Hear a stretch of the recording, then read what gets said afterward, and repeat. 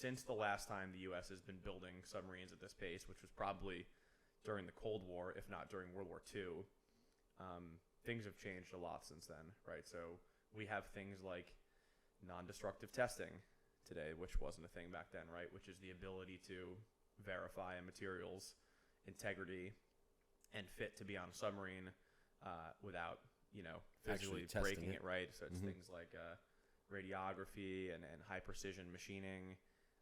And those are all things that, the U.S. industrial base and the government quickly need to get sped up on, right? There's also CNC machining, right? Computer numerical control machining. So your old methods of grinding and milling and lathing, while still super important and super applicable, are on modern machine shop floors being replaced by computers. It's antiquated. Right, yeah. So additive manufacturing, right, which is 3D printing, that's something that wasn't around the last time our country was building submarines at the clip we are today. So, it's not that technology doesn't exist in the U.S. It certainly exists in the world, right, in some of our adversary countries, which are building submarines a lot faster than we are.